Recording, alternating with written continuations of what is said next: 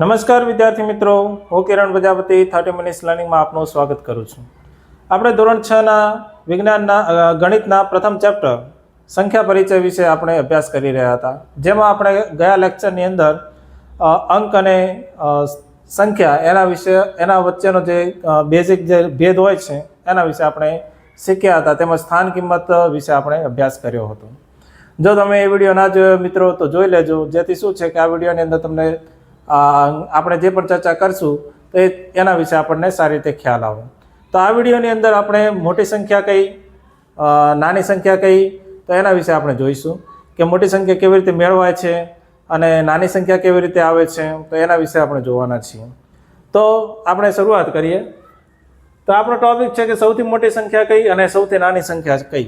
બરાબર મિત્રો? તો આપણે જોઈએ તો આપણે એકડી તો સારી રીતે ભણ્યા જ છીએ, 1 થી લઈને 100 સુધી. બરાબર? તો એમાં તમને ખબર છે કે આપણે 1 અંકથી લઈ વચ્ચે 2 અંક આવે, એવી રીતે છેલ્લે 3 અંક આવે. બરાબર? તો હવે આપણને કોઈ એવું પૂછે કે 2 અંકની સૌથી નાનામાં નાની સંખ્યા કઈ, તો આપણને એ પ્રશ્નનો જવાબ આવડવો જોઈએ, કારણ કે આપણે આ ચેપ્ટર ભણી રહ્યા છીએ. તો આ ચેપ્ટર ભણીએ તો એની અંદર આપણને સારી રીતે બધી માહિતી મળી જવી જોઈએ. બરાબર મિત્રો? તો આપણે જોઈએ 2 અંકની સૌથી નાની સંખ્યા કઈ અને 2 અંકની સૌથી મોટી સંખ્યા કઈ, એના વિશે આપણે જોઈએ. બરાબર? તો હવે શરૂઆત કરીએ. આપણે ખબર છે કે ભાઈ એકડીમાં આપણે શરૂઆત ક્યાંથી થાય, તો આપણને ખબર છે કે 0 થી લઈ 1, 2, 3 એમ આગળ વધતા જઈએ તો છેલ્લે શું આવશે? 1 અંકની અંદર આપણને શું મળે છે? 9 મળે છે. શું મિત્રો? 9 મળે છે. તો આ શું થઈ ગઈ? આ 9 છે. 9 પછી તો સીધા 10 આવશે, ખબર છે આપણને? 9 પછી સીધા શું આવે? 10 આવે. તો આ 9 શું છે? 1 અંકની સૌથી મોટામાં મોટી સંખ્યા કહેવાય. બરાબર મિત્રો? તો આ 1 અંકની સૌથી મોટામાં મોટી સંખ્યા કઈ? 1 અંકની સૌથી મોટી સંખ્યા. તો અહીં આપણે 1 અંકની સૌથી મોટી સંખ્યા કઈ મળી? આપણને 9 મળી. તો એવી જ રીતે 1 અંકની સૌથી નાની સંખ્યા કઈ? તો આપણને ખબર છે કે ભાઈ 1, આ 1 છે, કેવી કહેવાય? 1 અંકની સૌથી નાનામાં નાની સંખ્યા. 1 અંકની સૌથી નાની સંખ્યા. બરાબર મિત્રો? હવે તમને પાછો કન્ફ્યુઝન થશે કે સાહેબ આ 0 પણ 1 અંકની જ છે, તો એને શા માટે આપણે ના ગણી શકાય? એ તમે આગળ જેમ જેમ ભણશો ને આગળના ધોરણની અંદર એમ તમને ખબર પડશે કે આ 0 શું છે. બરાબર? અત્યારે તમારે ખાસ કરીને એટલું યાદ રાખવાનું કે આ 1 છે એ શું છે? 1 અંકની સૌથી નાની સંખ્યા છે. બરાબર? એવી રીતે 1 અંકની સૌથી મોટી સંખ્યા કઈ છે? તો આપણને શું મળે છે? 9 મળે છે. તો હવે આપણે આગળ વધીએ તો આપણને અહીંયા 1 અંકની મળી, તો હવે 2 અંકની આપણે જોઈએ. તો 2 અંકની સૌથી નાની કઈ અને સૌથી મોટી સંખ્યા કઈ? તો આપણે એના માટે આ 9 છે એની અંદર આપણે 1 ઉમેરીએ તો શું થશે? આપણને એક સંખ્યા મળશે. ચલો જોઈએ આપણે. આ 9 સુધી તો આપણે જોયું. હવે 9માં આપણે શું 1 ઉમેરીએ એટલે શું થઈ જાય? સીધી 2 અંકની સંખ્યા મળી ગઈ આપણને, 10 મળી ગઈ. 10. તો આ શું છે? 2 અંકની સંખ્યા. 2 અંકની સંખ્યા કેવી કહેવાય? આ કેવી સંખ્યા? 2 અંકની પણ કેવી સંખ્યા? નાની સંખ્યા. 2 અંકની, હું અહીંયા કૌંસમાં લખી દઉં છું તમને, 2 અંકની સૌથી નાની સંખ્યા. એવી રીતે આ 1 અંકની સૌથી મોટી સંખ્યા. 1 અંકની મોટી 1 અંકની. બરાબર? તો 10 1 શું છે? 2 અંકની સૌથી નાનામાં નાની સંખ્યા. તો 2 અંકની મોટી સંખ્યા કઈ? તો 10 થી આપણે આગળ જેમ જેમ વધશું તો આપણને ખબર છે 99 આવશે. તો અહીંયા 99 આવશે. તો 99 એ શું છે? આ 2 અંકની છે. હવે આમાં આપણે 1 અંક ઉમેરીશું તો શું થશે? સીધા શું થઈ જશે? 3 અંક થઈ જશે. તો આ 3 અંક તો કઈ કહેવાય નહીં મોટા. તો આ મોટામાં મોટી કઈ? 2 અંકની મોટી. તો આ આપણને મળે જે કઈ છે? 99. 2 અંકની મોટી સંખ્યા. 2 અંકની મોટી સંખ્યા. બરાબર મિત્રો? તો એવી રીતે આપણે જેમ જેમ આગળ વધશું એમ આપણને 3 અંકની મળશે, 4 અંકની મળશે, 5 અંકની મળશે, 6 અંકની મળશે.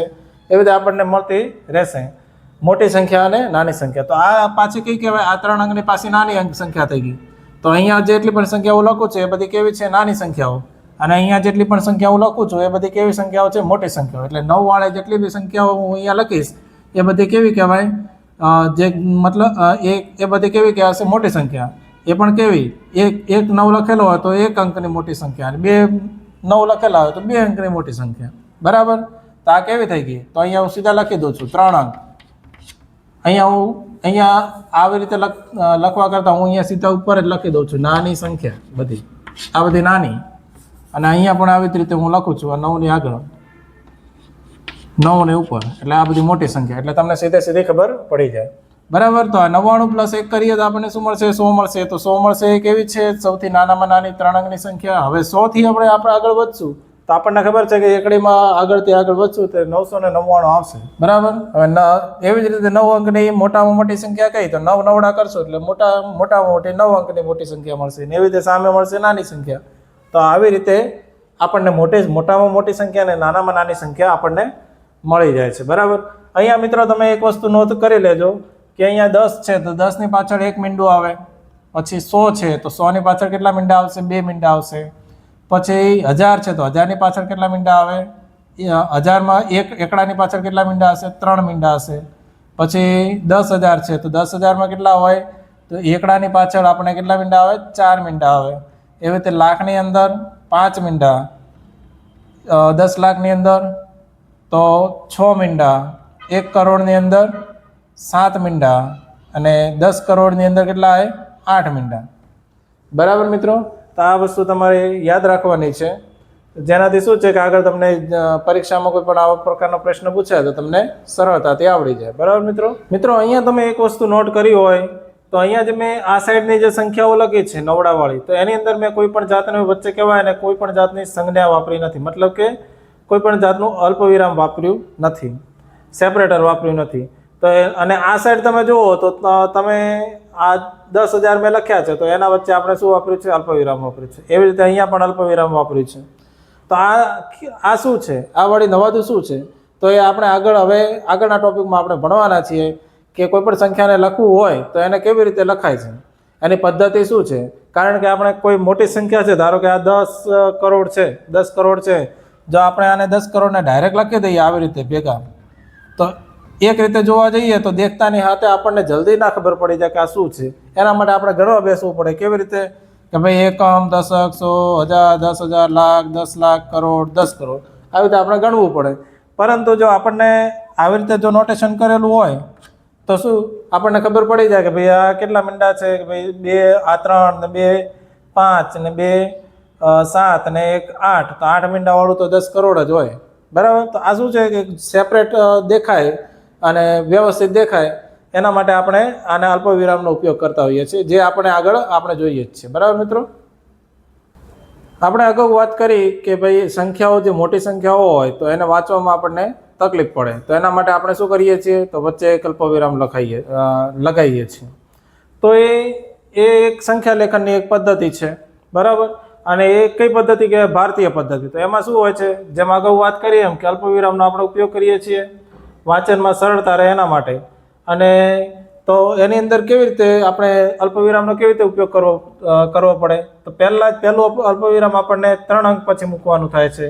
પછી બીજું અલ્પવિરામ આપણે એના પછીના 2 અંક પછી મૂકવાનું થાય છે.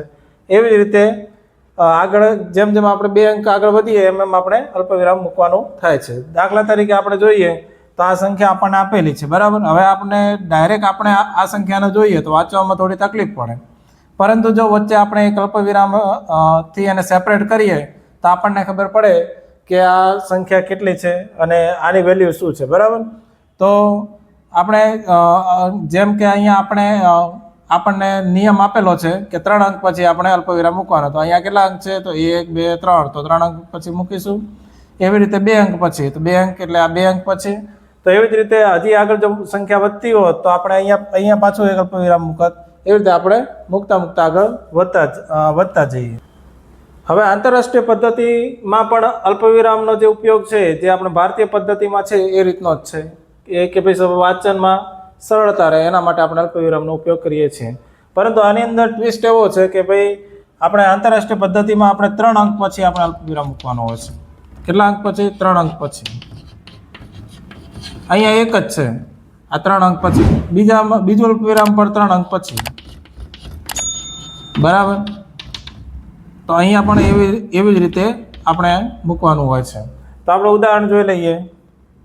ધારો કે કોઈ એક સંખ્યા લઈએ આપણે,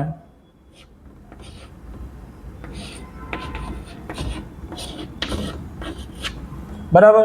આ એક સંખ્યા લખી છે, તો આને આપણે આંતરરાષ્ટ્રીય પદ્ધતિમાં કેવી રીતે નોટિસ કરશું, કેવી રીતે લખીશું?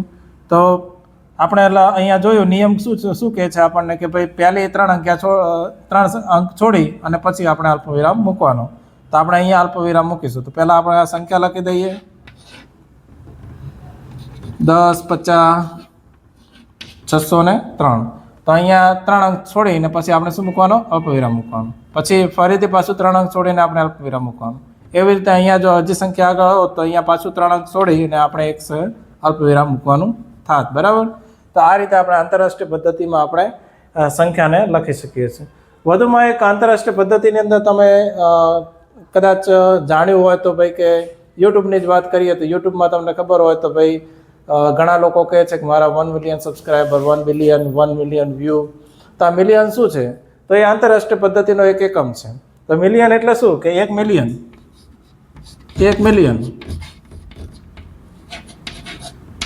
તો 1 મિલિયન બરાબર કેટલા? તો આપણા જે ભારતીય પદ્ધતિના ગણી શકાય કે ભાઈ 10 લાખ. 10 લાખ હોય તો એને શું કહેવાય? 1 મિલિયન કહેવાય.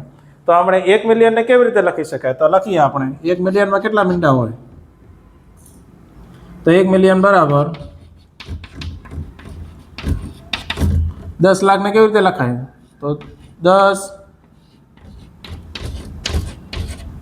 તો આ રીતે આપણે 1 મિલિયન બરાબર 10 લાખ આવી રીતે લખાય છે, બરાબર. 1, 2, 3, 4, 5, 6 એટલે એકમ, દશક, 100, 1000, 10,000, લાખ ને 10 લાખ, બરાબર. તો આ રીતે આપણે 1 મિલિયનમાં લખાય છે.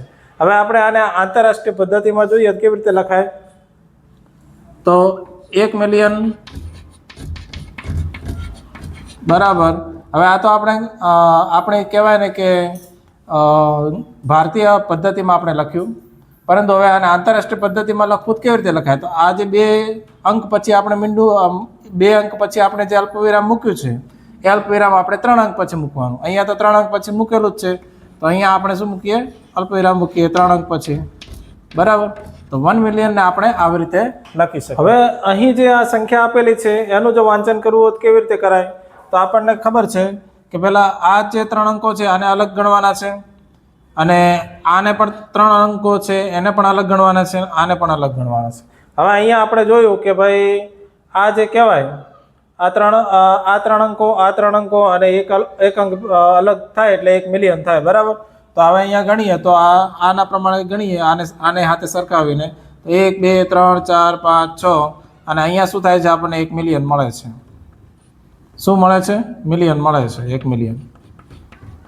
તો એવી જ રીતે અહીંયા પણ આપણને શું મળશે? 10 મિલિયન. આપણે જેમ આગળની ભારતીય પદ્ધતિમાં જોયું એવી રીતે કે 1000 તો 10,000, તો અહીંયા પણ 10 મિલિયન મળે છે, બરાબર. 10 મિલિયન. તો હવે આને આપણે શબ્દોમાં લખવું કેવી રીતે લખાય? તો 10,50,601. અહીં આપણે એક વસ્તુ નોંધવાની છે કે આ જે હોય છે, આ જે સંખ્યા હોય છે એને શું ગણવાની છે? આખીને 1000 ગણવાની છે. અને આની અંદર જે પણ અંક આવ્યો હોય, મતલબ કે અહીંયા ધારો કે 1 આવ્યું હોત તો આને શું કરવાનું? તો 150,000 ગણવાના, બરાબર. 150,000. અને ખાલી 0 છે તો 50,000, બરાબર. પણ આને ભેગા ગણવાના. અહીંયા આ 3ને ભેગા ગણવાના. પહેલાં શું હતું આપણે ભારતીય પદ્ધતિમાં કે 2 અંકને ભેગા ગણીને આપણે શબ્દોમાં લખતા હતા, પણ અહીંયા શું છે? અહીંયા આ 3 અંકોને ભેગા ગણવાના. એવી રીતે આ કેવી રીતે આપણે 3 અંકોને ગણીએ છીએ એવી રીતે અહીંયા પણ આ 3 અંકોને ભેગા ગણવાના. હવે અહીંયા 10 મિલિયન પછી શું આવશે? તો 10 મિલિયન પછી આપણને મળે છે બિલિયન. તો 1 મિલિયન બરાબર, તો મિલિયન કરતાં મોટો જે કહેવાય ને મોટી સંખ્યા કઈ છે? બિલિયન. તો બિલિયનને લખીએ આપણે.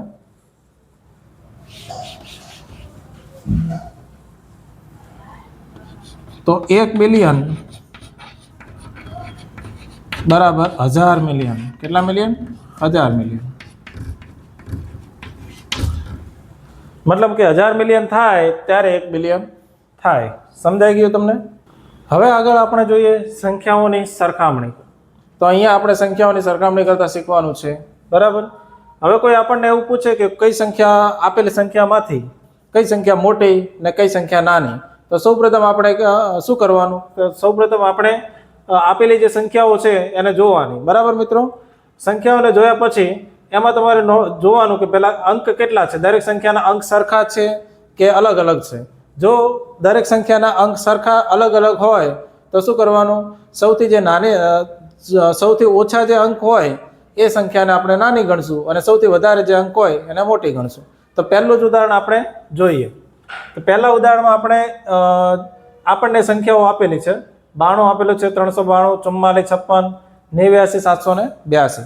તો મેં જેમ વાત કરી કે સૌપ્રથમ આપણે અંકોની ગણતરી કરવાની, અંકોને જોવાના કે ભાઈ આપેલી દરેક સંખ્યામાં અંક સમાન છે કે અલગ અલગ છે.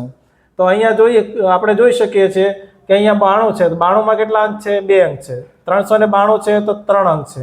44, 56 છે તો એની અંદર કેટલા છે? 4 અંક છે. અહીંયા કેટલા છે? 5 અંક છે, બરાબર. તો અહીંયા આપણે જોઈ શકીએ છીએ કે આ અંકો કેવા છે? અસમાન છે. તો અસમાન અંક હોય ત્યારે મેં હમણાં વાત કરી કે ભાઈ જે સૌથી ઓછા અંકવાળી સંખ્યા હોય એને સૌથી નાની લેવાની અને સૌથી મોટા વધારે અંકવાળી સંખ્યા હોય એને મોટી લેવાની. તો અહીંયા સૌથી ઓછા અંકવાળી સંખ્યા કઈ છે? તો અહીંયા 2 છે, અહીંયા 3 છે, અહીંયા 4 ને 5. તો આ 2 અંકવાળી જે કઈ છે? 92 છે. તો આ શું છે? સૌથી નાની સંખ્યા, બરાબર, નાની સંખ્યા. તો હું આના ઉપર શું કરશું? રાઉન્ડ કરીશ. રાઉન્ડ કરીએ તો આ નાની છે. અને મોટી સંખ્યા કઈ? તો સૌથી વધારે અંક હોય તો એ મોટી સંખ્યા, બરાબર મિત્રો. તો આ મોટી સંખ્યા. જો અહીંયા આપણને અંક અને સંખ્યા વચ્ચેનું જે આપણે આ સૌ પ્રથમ કહેવાય ને કે ચેપ્ટરની અંદર જ્યારે વિડીયો શરૂઆત કરી ત્યારે જ આપણે જાણ્યું હતું કે અંક અને સંખ્યા વચ્ચેનો ડિફરન્સ. તો એ ના જાણ્યો હોત તો અત્યારે આની અંદર બહુ તકલીફ પડત. એટલે અંક અને સંખ્યા વચ્ચેનો ડિફરન્સ જાણવો બહુ જ આવશ્યક છે, જેનાથી આપણને આ બધા કહેવાય ને કે આવી બધી સરખામણી કરવામાં સરળતા રહે. હવે આપણે બીજો દાખલો જોઈએ, બીજું એક્ઝામ્પલ જોઈએ. તો બીજા એક્ઝામ્પલમાં પણ જોઈએ તો એમાં કેવું છે કે આ પહેલી સંખ્યા આપણને 382 આપેલી છે, બીજી 4972 આપેલી છે, ત્રીજી 18, પછી 59785, એવી રીતે 750, બરાબર. તો આપણને પ્રથમ દ્રષ્ટિએ જોઈએ ત્યારે આપણને શું લાગે છે કે અહીંયા આપેલી દરેક સંખ્યાના અંક કેવા છે? અસમાન છે. તો અસમાન હોય તો મેં જેમ વાત કરી કે સૌથી ઓછા અંકવાળી સંખ્યા એ નાની સંખ્યા અને મોટા અંકવાળી વધારે અંકવાળી સંખ્યા એ મોટી સંખ્યા. તો નાની સંખ્યા કઈ થશે આમાંથી? તો આ સૌથી ઓછા અંકવાળી કઈ છે? 18. તો 18 કઈ થઈ ગઈ? નાની થઈ ગઈ, બરાબર. એવી જ રીતે આ સૌથી વધારે અંકવાળી સંખ્યા છે તો આ કેવી થઈ ગઈ? મોટી થઈ ગઈ, બરાબર. હવે ત્રીજા નંબરનો એક્ઝામ્પલ જોઈએ કે ભાઈ એની અંદર આપણને અલગ અલગ સંખ્યાઓ આપેલી છે. અહીંયા તમે એક વસ્તુ જુઓ તો અહીંયા શું છે? તો અહીંયા તમે જુઓ તો દરેકના અંક કેવા છે? સમાન છે, બરાબર. હવે દરેકના અંક સમાન છે તો આપણે કેવી રીતે સમજીશું કે કઈ સંખ્યા મોટી છે, કઈ સંખ્યા નાની છે? તો એના માટે સૌ પ્રથમ આપણે શું કરવાનું? ડાબી સાઈડનો અંક પહેલાં આપણે જોવાનું. ડાબી સાઈડનો અંક એટલે આ થયો જમણી સાઈડનો અંક, આ જમણી સાઈડનો અંક એટલે આ સંખ્યાની વાત કરું તો, અને આ થયો ડાબી સાઈડનો અંક, બરાબર. તો આપણે ક્યાંથી ક્યાં જવાનું? આ ડાબેથી લઈ અને જમણી સાઈડ જવાનું, આમથી આમ જવાનું, બરાબર. તો હવે આપણે દરેક સંખ્યાની અંદર પહેલાં સૌ પ્રથમ આપણે ડાબી સાઈડનો અંક જોઈશું. તો અહીંયા ડાબી સાઈડનો અંક જુઓ તો તમને કહેવાય ને ડાબી સાઈડનો અંક આપણને અલગ અલગ મળે છે. અહીંયા 1 છે, અહીંયા 1 છે, અહીંયા 9 છે, અહીંયા 9 છે, અહીંયા 9 છે, બરાબર. હવે આ 1, 1 ને 9 આ બે જે અંક છે એમાં સૌથી મોટો અંક કયો? તો આપણને ખબર પડે છે કે 9 વાળો અંક મોટો છે. તો આ તો 1 વાળો અંક કેવો થઈ ગયો? નાનો થઈ ગયો. તો આ તો મોટી સંખ્યામાં આવશે નહીં. તો હવે આપણી જોડે કેટલી સંખ્યા રહી? આ 3 સંખ્યાઓ રહી, બરાબર. તો આપણે આની અંદરથી આ 9 વાળો અંક છે એને આપણે આમ કરીશું એટલે શું કે આપણને છટણી કરવામાં સરળતા રહે. તો આ 9 વાળો અંક છે એટલે આ 9 વાળા આ 3માંથી કોઈ પણ એક સંખ્યા મોટી હોઈ શકે, બરાબર. હવે અહીંયા તો 3 સંખ્યા છે, બરાબર. હવે શું કરશું? તો હવે આપણે એના પછીનો અંક જોવાનો. તો એના પછીનો અંક આપણને જોવાનો તો અહીંયા શું છે? 2 છે, અહીંયા શું છે? 0 છે, અહીંયા શું છે? 2 છે, બરાબર. તો અહીંયા 0 છે, આ તો 2 કરતાં નાના છે એટલે આ તો સંખ્યા આવશે નહીં. તો હવે વધી કેટલી? 1 અને 2. આ 2 સંખ્યા વધી, આ 2 સંખ્યા વધી. મોટી સંખ્યા કઈ? તો ફરીથી આપણે આ 2 અંક તો જોઈ લીધો. હવે એના પછીનો અંક આપણે જોવાનો તો 0 છે અને પછી 1 છે, બરાબર. તો 0 અને 1, તો 0 અને 1 માંથી મોટો કયો? તો આ 1 મોટો. તો આ સંખ્યા કેવી થઈ ગઈ? આ તો નહીં થાય મોટી, તો આ સંખ્યા કેવી થઈ ગઈ? એના કરતાં મોટી થઈ ગઈ. તો આ સૌથી મોટી સંખ્યા કઈ? આ જે સંખ્યાઓ આપણને આપેલી છે એનામાંથી સૌથી મોટી સંખ્યા આ થઈ, બરાબર. હવે સૌથી નાની સંખ્યા શોધવા માટે પણ સેમ આપણે પ્રોસેસ કરવાની થાય, બરાબર. તો આ બધી તો મોટી થઈ ગઈ, તો આમાંથી આ બંનેમાંથી કોઈ એક નાની હોઈ શકે. તો આપણે આ રીતે જોતા આગળ જઈશું. તો 1 1, બરાબર. તો આ તો કહેવાય ને કે નિર્ણાયક હોઈ શકે નહીં, બરાબર. પછી 9 9 આ સેમ છે, તો આને આપણે કંઈ ગણી શકાય નહીં.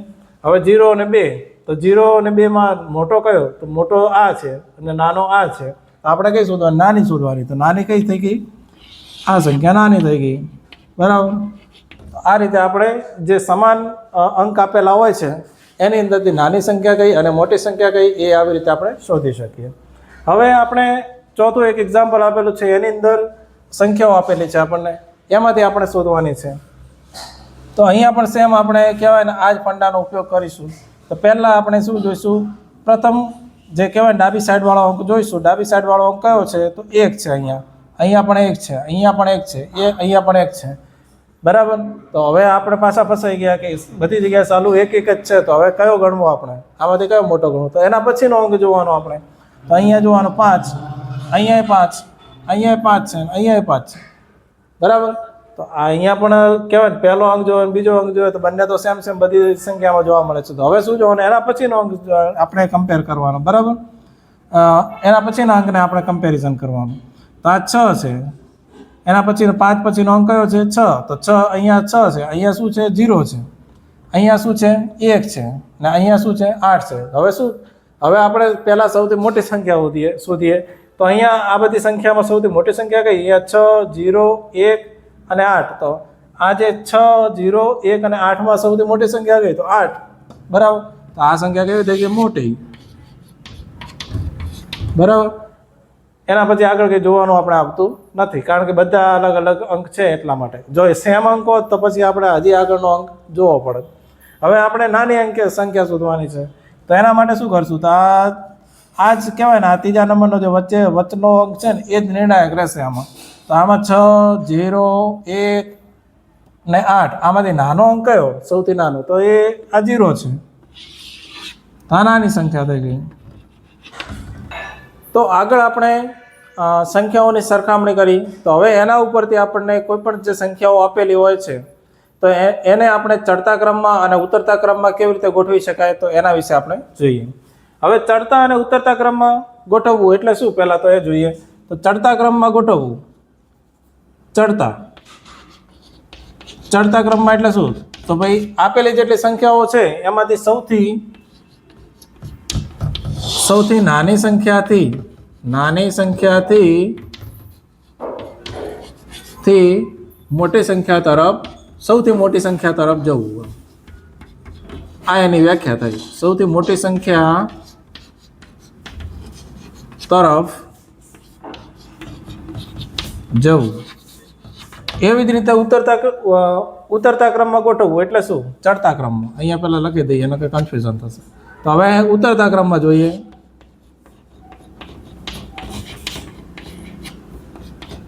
ઉતરતો ક્રમ, ચડતો ક્રમ, બરાબર. હવે ઉતરતો ક્રમ એટલે શું? તો આનું ઉલટું. સૌથી મોટી સંખ્યાથી,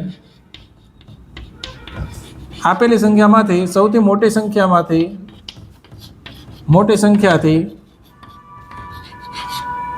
સૌથી નાની સંખ્યા તરફ જવું.